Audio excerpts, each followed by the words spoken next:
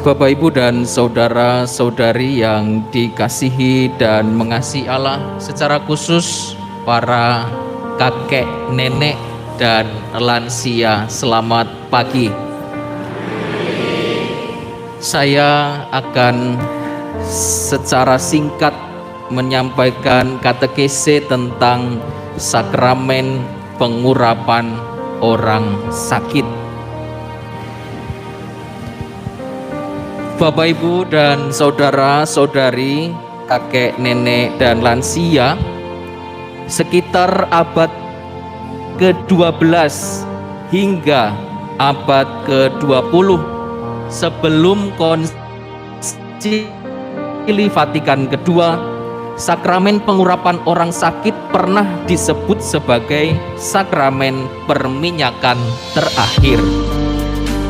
Oleh sebab itu, sakramen tersebut dipahami sebagai sakramen yang diberikan pada saat sekitar menjelang ajal. Dan itu yang masih sejumlah orang pahami sampai hari ini. Tetapi Bapak, Ibu, dan saudara-saudari, para kakek, nenek, dan lansia, Konsili Vatikan kedua memperbaharui pemahaman itu dengan menyebut sebagai sakramen pengurapan orang sakit. Pemahaman kitab suci kiranya mendukung pembaruan penyebutan sakramen pengurapan orang sakit.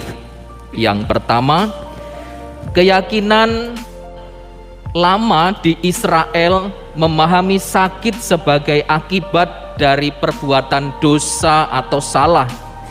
Tetapi dalam kitab Ayub, orang benar dan baik juga mengalami penderitaan dan sakit. Apapun pemahamannya, sakit dan penderitaan perlu disembuhkan dan dibebaskan. 2. Dalam kitab suci Perjanjian Baru, Yesus adalah penyelamat dan penyembuh dalam karya Allah atas umatnya. Selain mewartakan kerajaan Allah melalui sabda, Yesus juga membuat mukjizat dan menyembuhkan orang sakit. 3. Selanjutnya dapat dipahami juga bahwa Yesus memanggil dan memilih para murid selain untuk melanjutkan pewartaan tentang kerajaan Allah, mereka mengolesi banyak orang sakit dengan minyak dan menyembuhkannya. Bisa dilihat dari Injil Markus bab 6 ayat 12 sampai 13. Dari sana kita tahu bahwa para murid biasa menggunakan minyak untuk orang sakit. 4. Surat Santo Yakobus memberitahu kita, jemaat beriman zaman ini, tentang doa dan pengurapan bagi orang sakit. Bunyinya demikian: kalau ada seorang di antara kamu yang sakit, baiklah ia memanggil para penatua jemaat, supaya mereka mendoakan dia serta mengolesnya dengan minyak dalam nama Tuhan. Dan doa yang lahir dari iman akan menyelamatkan orang sakit itu, dan Tuhan akan membangunkan dia. Dan jika ia telah berbuat dosa, maka dosanya itu akan diampuni. Dari perikop surat Yakobus bab 5 ayat 14 sampai 15.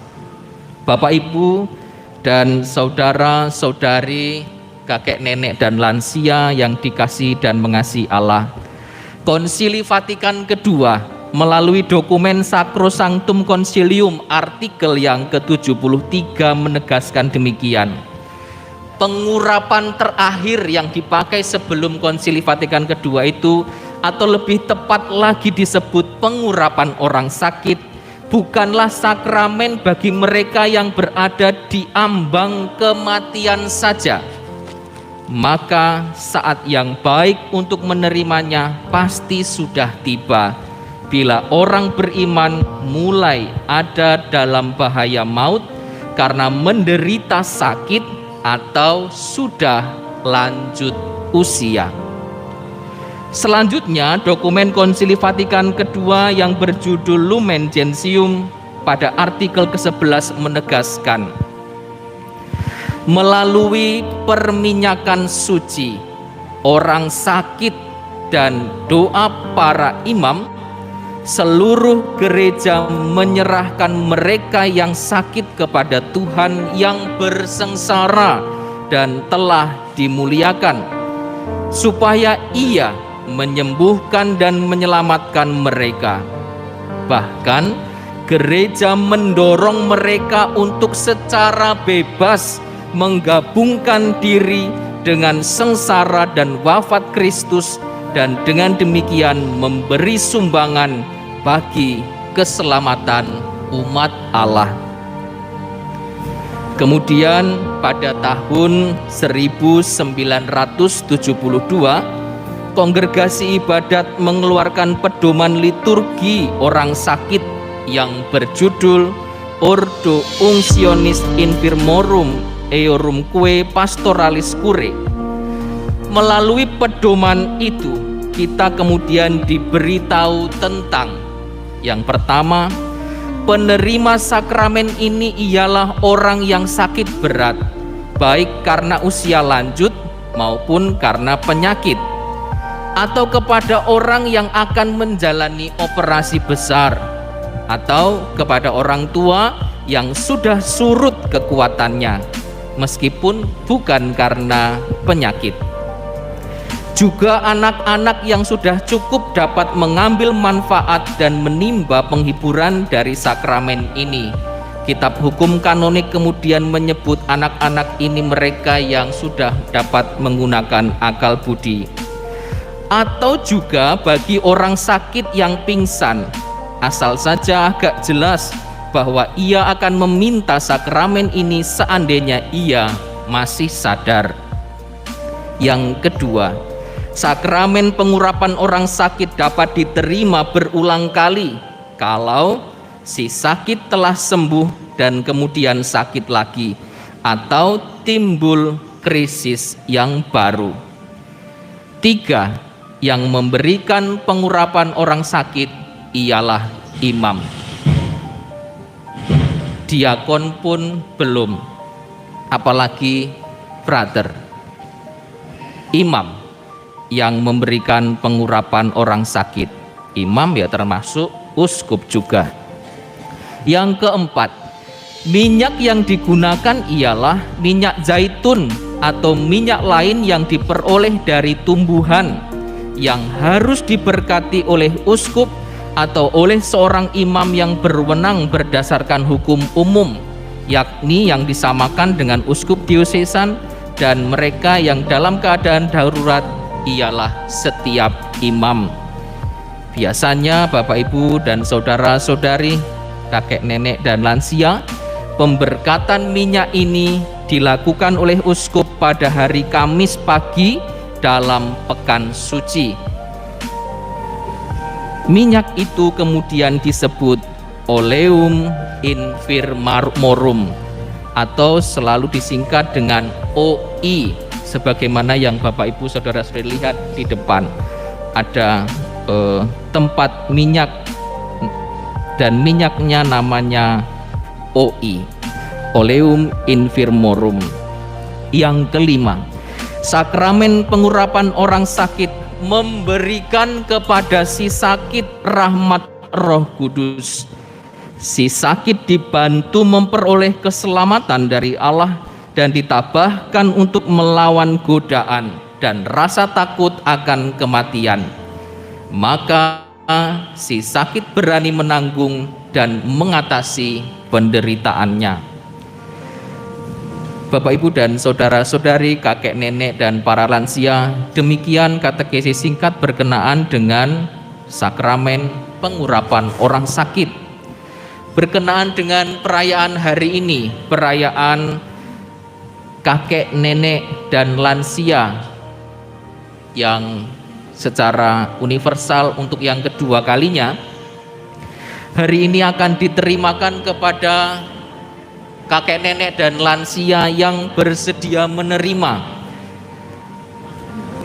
Penerimaannya akan dilaksanakan sesudah homili, tempatnya di tengah satu, di sebelah kanan satu, dan di sebelah kiri satu. Kepada kakek nenek dan lansia yang berkenan menerima pengurapan orang sakit ini, jangan lupa nanti juga menyerahkan daftar nama lengkap dan usia agar dicatat dalam administrasi paroki. Imam yang akan melayangkan ada 3, tetapi nanti yang 2 dikira situasi terlalu banyak akan ikut ambil bagian juga. Setelah homili, yang kedua, dalam perayaan Ekaristi ini juga akan diberkati rosario. Rosario akan diberkati sebelum berkat penutup. 1 peserta 1 nggih, nanti akan diterimakan oleh para ketua wilayah masing-masing. Maka sesudah perayaan Ekaristi, para ketua wilayah akan mengambil sesuai dengan data yang sudah dikumpulkan di paroki, lalu akan membaginya sesudah perayaan Ekaristi.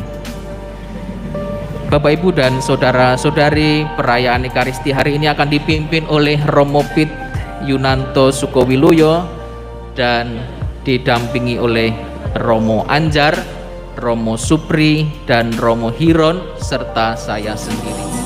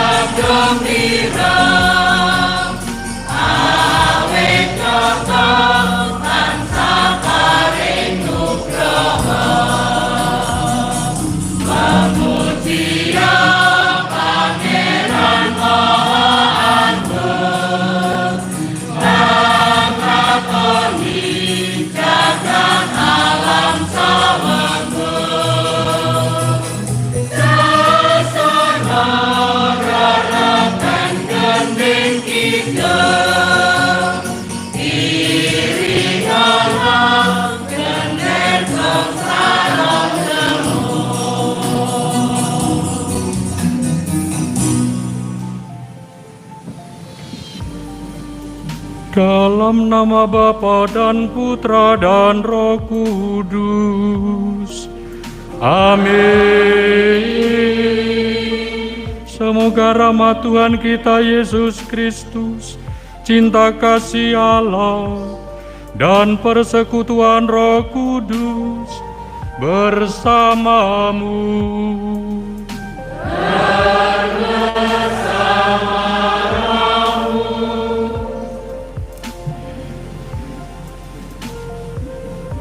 Para saudari-saudara, kakek, nenek, para simbah, dan tentu juga teman-teman yang lain yang muda, yang anak-anak. Selamat pagi. Berkah dalam. Bapak Suci, Paus kita hari ini mengatakan bahwa pada masa tua mereka masih berbuah. Kata-kata pemazmur ini adalah kabar gembira, Injil sejati yang dapat kita beritakan kepada semua orang pada hari kakek nenek atau orang tua dan lansia sedunia yang kedua yang kita rayakan untuk pertama kali. Maka Bapak Ibu, kita boleh bersyukur, bersukacita, bergembira karena kita datang diundang oleh Tuhan melalui Bapa Suci sendiri untuk bersama-sama mensyukuri rahmat kehidupan, rahmat umur panjang yang tentu selama ini coba kita hayati, kita hidupi dengan baik. Saya yakin bahwa Bapak Ibu dengan kondisi masing-masing datang benar-benar dengan penuh keikhlasan, ingin bertemu dengan Tuhan, juga bertemu dengan teman-teman yang lain. Maka Bapak Suci mengatakan, mari kita pastikan bahwa tidak ada yang merasa sendirian pada hari ini. Mengharapkan kunjungan dapat mengubah hari-hari ketika kita berpikir bahwa kita tidak memiliki apa-apa untuk dinanti-nantikan. Dari pertemuan awal, persahabatan baru bisa muncul. Maka Bapak Suci juga menandaskan, berbahagialah, bersyukurlah keluarga-keluarga yang di situ tinggal orang tua. Tapi bukan untuk disia-siakan, melainkan sungguh untuk disayangi, karena kita yang muda lebih-lebih sudah sangat lama menerima kasih sayang Tuhan melalui orang tua. Dan sangat menarik bahwa hari ini bacaan juga mengajak kita bagaimana berdoa yang baik. Karena ternyata sekalipun kita tiap hari berdoa, ini menjadi sebuah pergulatan tersendiri dalam kehidupan kita. Kita merasa bahwa berdoa merupakan perkara yang tidak mudah, sebab kita berdoa tidak dengan hati, acap kali hanya dengan kata-kata, tetapi kurang tulus, kurang jujur. Maka marilah saudari-saudara kita awali perayaan ini dengan menyadari bahwa acap kali kita salah berdoa, acap kali kita juga kurang sabar, cepat marah. Kita mohon pengampunan dan belas kasihan Allah agar kita pantas merayakan misteri suci ini. Para Romo, para Bapak Ibu, rencang-rencang muda, para adik-adik, sugeng enjing berkah dalem. Semangat nggih. Niki rawuh Romo gangsal kangge misa dinten menika. Ngrayakaken Hari Orang Tua dan Lansia Sedunia kedua. Niki dinten ingkang istimewa kangge kita, kangge gereja, mboten namung kangge para pinisepuh, para Bapak Ibu mboten. Niki dinten ingkang istimewa kangge gereja Katolik. Amargi gereja nggadahi keyakinan, nggadahi iman bilih sedaya menungso niku berharga di hadapan Allah. Semua manusia itu berharga di hadapan Allah. Pramila wiwit kirang yen boten klentu kula taun 2019 Bapak Suci Paus Fransiskus ngaturaken sanjang paring piwulang bilih gereja Katolik menika rumah sakit lapangan. Ketelah rumah sakit lapangan, rumah sakit ingkang jembar ombo, sinten kemawon ingkang madosi gampil nemokaken, sinten mawon ingkang badhe berobat, badhe ngupayakaken bagas saras, saged rawuh wonten ing gereja, lan wonten ing gereja ugi kedahipun wonten dokter, perawat, analis ingkang jempolan kedahipun. Menika ingkang dados panglimbang-limbang saking Bapa Suci.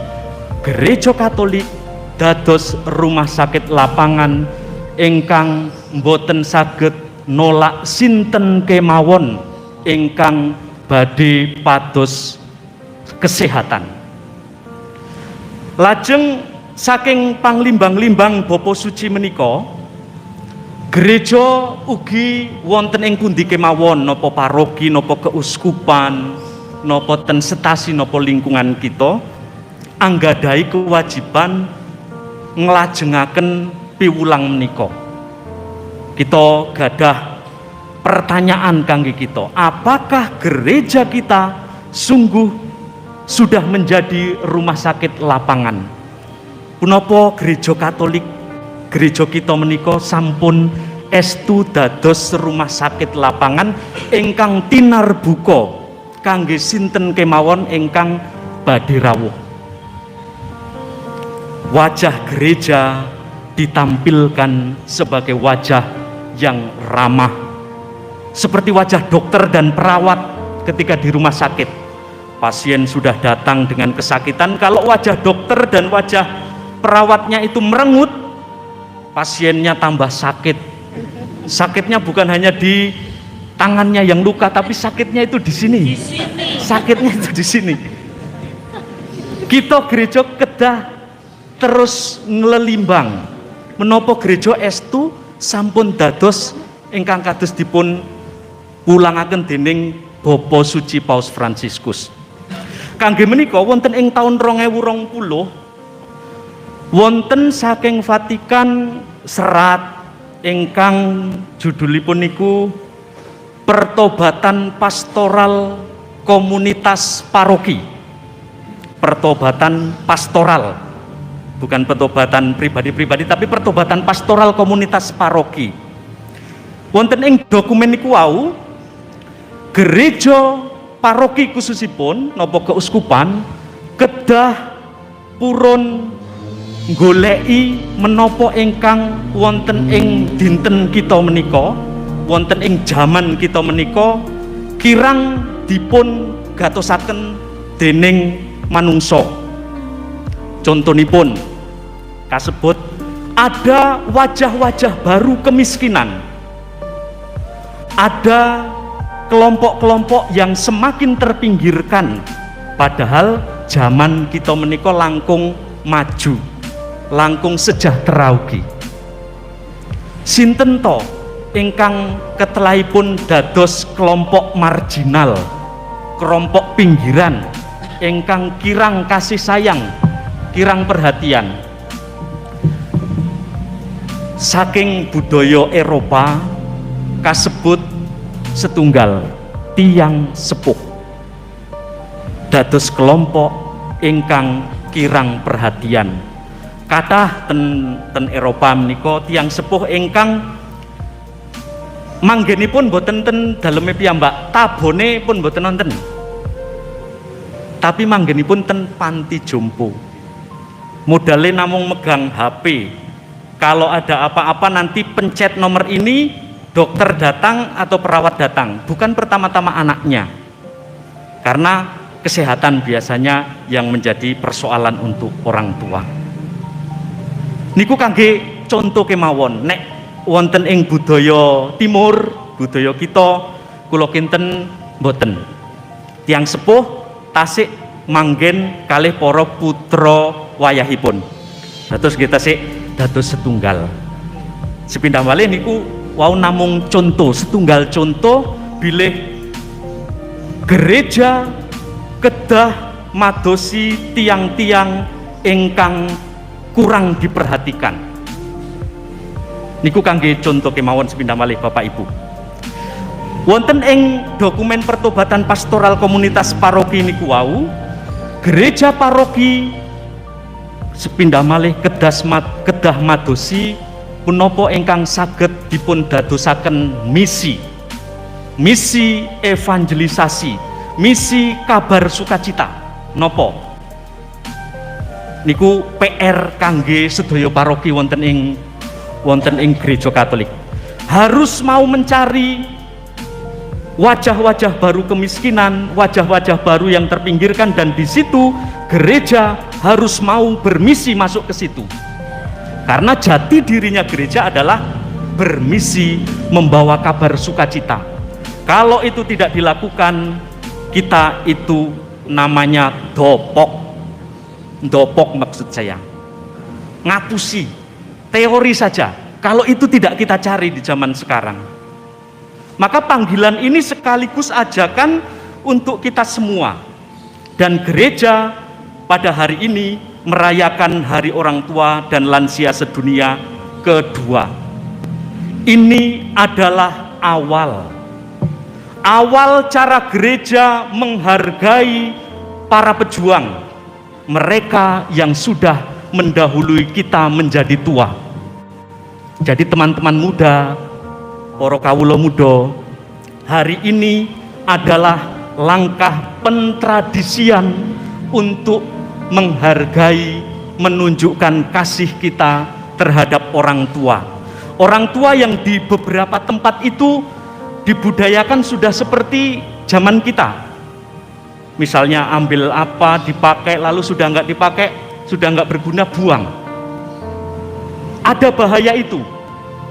Orang-orang yang sudah tidak berguna menurut pandangan kita, seolah-olah itu dibuang. Padahal mereka itu adalah bagian dari kita, orang tua kita. Kalau mental kita adalah mental membuang, seperti mentalitas dunia zaman kita, hati-hati. Hari ini mungkin orang lain, tetapi besok mungkin kita.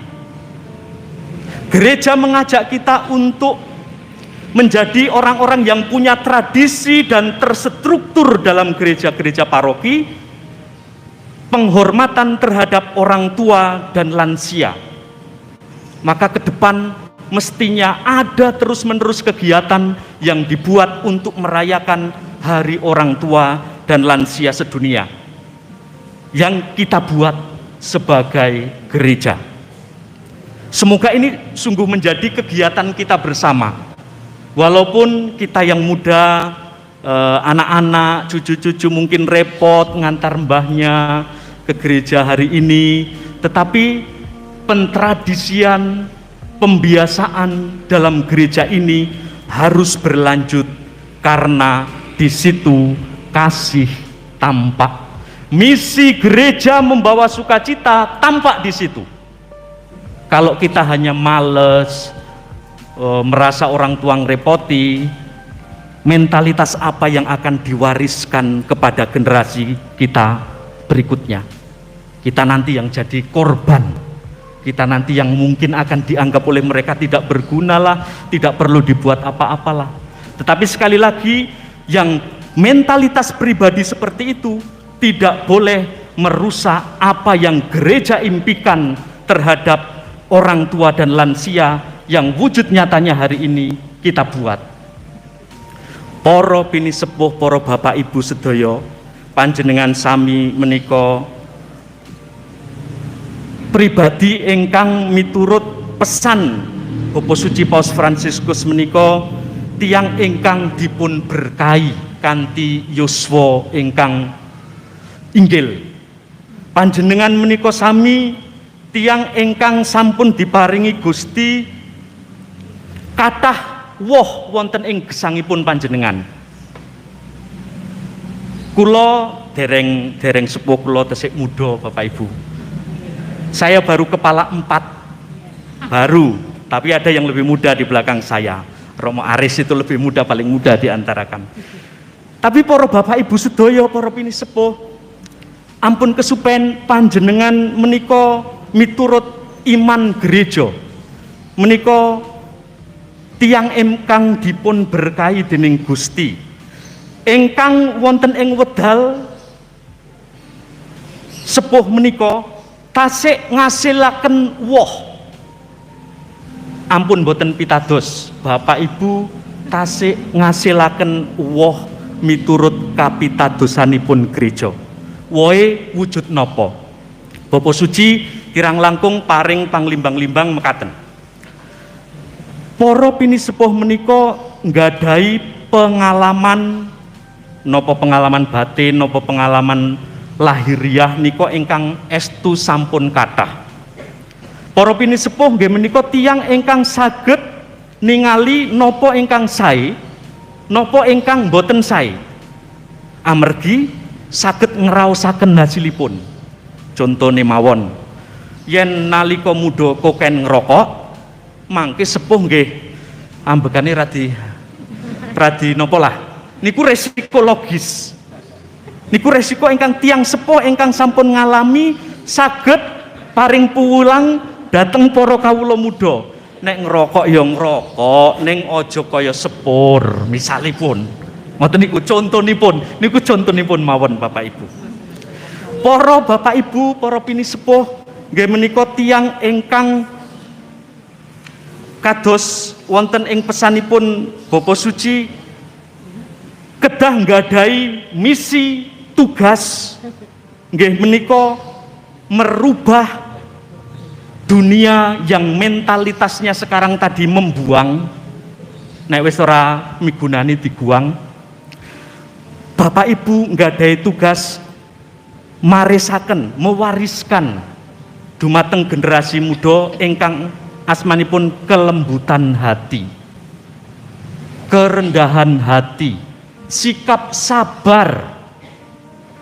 Zaman ini semua ingin serba cepat, tetapi orang tua itu mengerti yang cepat-cepat hasilnya biasanya tidak baik. Pramila para Bapak Ibu menika tiyang ingkang bahasanipun Bapak Suci ingkang menjadi penggerak untuk revolusi spiritual, kedah ngubah napa ingkang boten sae ingkang dipun yang dilakukan oleh orang-orang muda harus dirubah. Dengan cara apa? Wariskan kelembutan yang Bapak Ibu miliki, pengalaman yang Bapak Ibu miliki, yang Bapak Ibu renungkan, refleksikan, bagikan itu kepada orang muda. Bilang kepada mereka, nek ngene iki engko hasile ngene iki, kuwi pengalamanku, nek ngene iki engko hasile apik, itu pengalaman dan permenunganku. Misalnya seperti itu. Karena sekali lagi usia Bapak Ibu, usia tua menika dipun pahami, dipun yakini dening gereja, dening Bapa Suci piyambak ingkang yuswanipun sampun 86 tahun ya, Bapak Suci Paus Fransiskus usianya ya saya kira. Ingkang yuswanipun sampun 86 niko Paus Fransiskus. Dan inilah hasil dari refleksi beliau pada pesan di hari orang tua dan lansia sedunia kedua hari ini.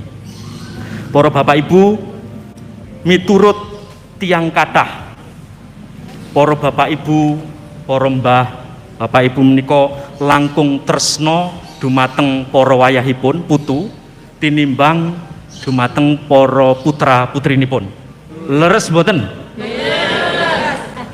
Anak-anak jangan cemburu. Yang merasa masih anak-anak jangan cemburu. Nanti kalau di rumah orang tuanya jangan dimarahi. Jangan. Ini jawaban jujur dari para Bapak Ibu yang hari ini kita pestakan, kita rayakan. Kirang langkung kenging nopo Bapak Ibu? Katresnanipun langkung ageng dumateng para wayah putu tinimbang dumateng para putra putri. Niki wau kula pas vio Mazmur niki wau, kula niku memperhatikan Mbah Kardi kakung putri, itu tatapan matanya berbeda, karena memang cucunya yang tugas.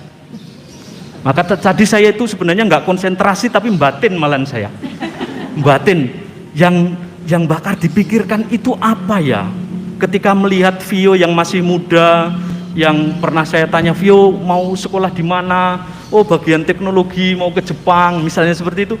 Saya jadi berpikir, yang mbah-mbah ini pikirkan apa untuk anak-anak, untuk cucu-cucunya ini. Kirang langkung nopo mbah ingkang wau dipun panjenengan pikiraken nalika Vio Mazmur niki wau. Monggo, langsung mawon.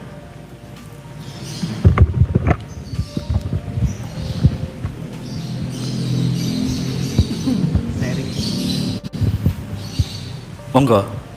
Dari hati aja Mo. Nggih.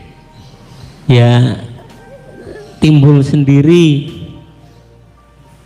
cinta kasih, kok iso putuku nglakoni sing apik. Nggih, matur nuwun. Sederhana tapi ini kebenaran. Kok bisa cucuku melakukan yang baik? Keyakinan Paus itu benar. Mereka adalah orang-orang yang memiliki pengalaman kelembutan hati dan mereka yakin itu harus diwariskan kepada generasi muda. Apakah ini tandanya anak-anak itu wis angel dikandani, terus ya wis lah karo putune wae? Apakah tanda seperti itu? Mungkin ada benarnya dalam pengalaman hidup. Tetapi secara umum, gereja meyakini berdasarkan yang Paus katakan, orang tua adalah mereka yang memiliki kelembutan hati. Karena mereka punya pengalaman. Orang tua adalah mereka yang punya misi mewariskan nilai-nilai kehidupan yang luhur kepada generasi muda. Maka kita yang masih muda ini, yang kalau seperti ini ada telur angsa di apa kita ini jangan gaya lah. Begitulah perintahnya, pesannya maksud saya. Jangan terlalu, wah aku masih kuat, nyambut gawe pokoknya sak kemenge. Oh, jangan seperti itu. Kita mewarisi dari para orang tua kita sesuatu yang sebenarnya sangat berharga. Sesuatu yang sangat berharga, dan ini pada hari ini dimunculkan oleh gereja. Supaya kita bisa mengerti pengalaman mereka, perjuangan mereka, dan kita belajar dari situ. Tujuannya membawa kepada kebaikan. Bayangkanlah, Paus juga menyinggung dalam pesannya, bagaimana anak-anak di Ukraina yang sedang berperang itu, yang mereka warisi itu apa? Suara mortir, suara senapan, deru kendaraan baja. Kita boleh khawatir akan jadi apa mereka itu ketika mereka diwarisi dengan yang namanya dendam, dengan yang namanya ayo berjuang untuk membalas. Anak-anak menurut gereja kita adalah penerus warisan kelembutan belas kasih yang bersumber dari Allah sendiri. Maka Bapak Ibu, hari ini mari kita merayakan dengan sukacita. Bapak Ibu sanadyan sampun sukunipun yen nggih jumeneng radi sakit, astanipun yen ngangge nggih nyepeng napa radi sakit, tetapi ampun kesupen, Bapak Ibu sampun dipun berkahi Gusti kanthi yuswa, kanthi pengalaman. Menika mboten sia-sia. Pramila monggo dipun terusaken dhateng putra wayah. Berilah anak cucu tidak hanya sangu yang warna biru dan warna merah, tetapi warisan yang ini, yang wujudnya nanti, seperti tadi Mbak Karti katakan, kok iso ya putuku ngono kuwi, gawe sing apik ngono kuwi. Warisan ini tidak seperti sertifikat tanah, tidak seperti uang segepok, tetapi harus diwariskan dalam hidup harian. Saudara-saudari yang terkasih, dalam pedoman untuk hari ini, salah satu yang bisa kita buat, khususnya teman-teman muda, teman-teman saya yang muda, yang bisa kita buat adalah untuk menunjukkan belas kasih ini. Carilah di tempat kita orang tua yang sendirian. Cari. Senes Mbah Pur niki, Mbah Pur caket ngriki Mbah Pur. Kathah rencangipun Mbah Pur Putri. Carilah orang tua yang hidupnya sendirian, nggak usah peduli dia itu beragama atau tidak. Dan yang bisa kita buat adalah datang dan kunjungi. Kalau punya duit belikan kopi, teh, gula. Kalau punya, kalau tidak bawa hati, ajak ngobrol. Itu saran untuk mewujudkan kasih di hari orang tua sedunia dan lansia ini. Itu pesan pastoral untuk semua orang muda. Semua. Kalau yang Katolik itu ada, tolong kunjungi. Kalau di dekat tetangga kita ada yang sepuh dan sendiri, tolong kunjungi. Ini bukan tugasnya Pak Setasi, Pak Lingkungan, bukan. Tetapi tugas ini dikoordinir berdasarkan hati dan pemahaman bahwa nilai manusia itu berharga. Orang tua itu adalah orang yang terberkati dan diberkati. Maka saudara-saudari, ajakan Paus yang saya tangkap yang terakhir adalah Bapak Ibu ampun kendhat ndedonga. Maos kitab suci, ndedonga yen tesik saged aktif ten liturgi, terlibat ten liturgi. Ampun kendhat ndonga kangge gereja, kangge para putra wayah, supados keyakinan gereja bilih sedaya manungsa meniku berharga saged dipun lajengaken oleh generasi muda, oleh kami yang muda itu. Wariskan itu kepada kami supaya kami bisa belajar. Doa tadi boleh seperti doanya Abraham, nawar saged mawon, angsal mawon. Atau doa yang paling sempurna seperti yang Yesus ajarkan, Romo Kawulo, Kanjeng Romo. Doakan itu. Pesan Paus adalah di banyaknya waktu atau masih waktu yang kita miliki, para bapak ibu, para pini sepuh, ampun kendhat ndedonga. Donga kangge para putra wayah, kangge gereja, kangge masyarakat. Sesarengan monggo kita kanthi lembah manah nyuwun dumateng Gusti supados kita yakin bilih gereja kedah membuka diri, terbuka untuk karya misi, tidak jalan di tempat, tidak merasa puas dengan yang sudah dibuat, tetapi membuka diri, membuka mata untuk melihat keprihatinan yang ada, yang wujudnya hari ini. Kita nyuwun mugi-mugi Roh Maha Suci maringi kita sedaya kawicaksanan, hikmat, berkat, supados kita estu dados gereja ingkang martosaken keselamatan kangge sedaya manungsa. Kita berdoa, bersyukur atas minyak suci yang ada ini.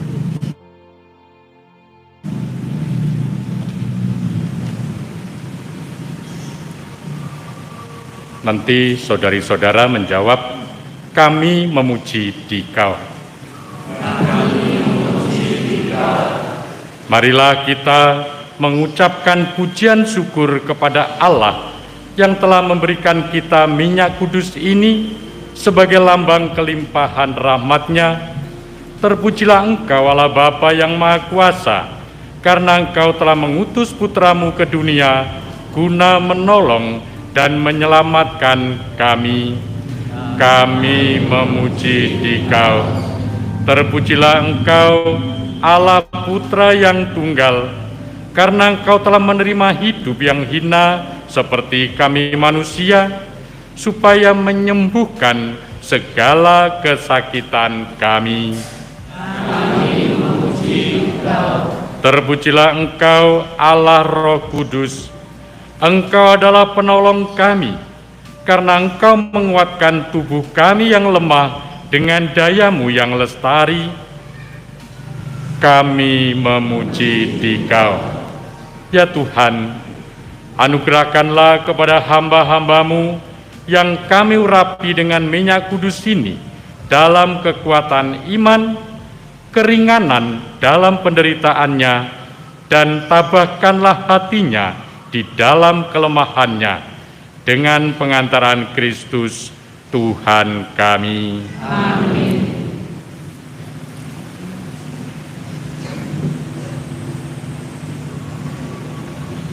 Semoga karena pengurapan suci ini, Allah yang marahi menolong saudara-saudari dengan rahmat Roh Kudus. Amin. Semoga Tuhan membebaskan saudara-saudari dari dosa dan membangunkan saudari-saudara di dalam rahmat-Nya. Amin. Kini tiba saatnya Bapak Ibu yang ingin menerima rahmat sakramen pengurapan, ada 3 tempat, tengah, kanan, dan kiri. Nanti ke depan dengan tangan terbuka yang akan diurapi dahi dan tangan kiri kanan.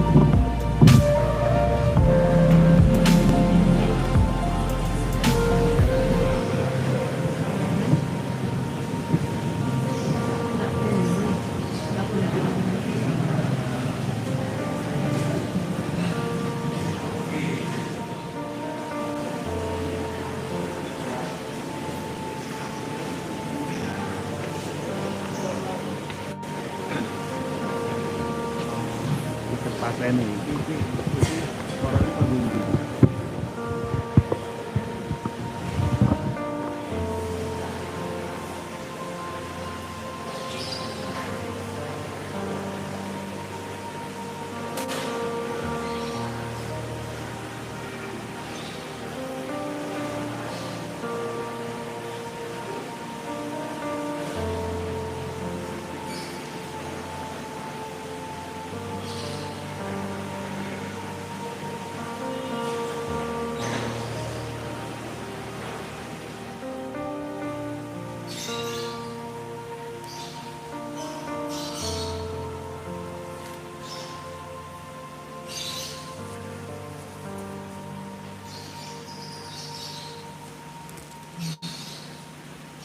Dengan pengantaraan Dia, bersama Dia dan dalam Dia, bagimu Allah Bapa yang Maha Kuasa, dalam persekutuan dengan Roh Kudus, segala hormat dan kemuliaan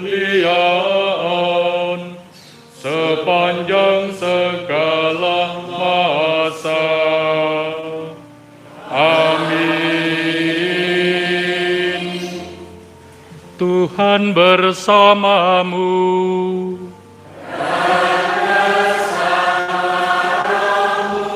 Semoga Allah sumber segala penghiburan menata hidup saudara dalam damai-Nya dan melimpahi saudara dengan karunia berkat-Nya.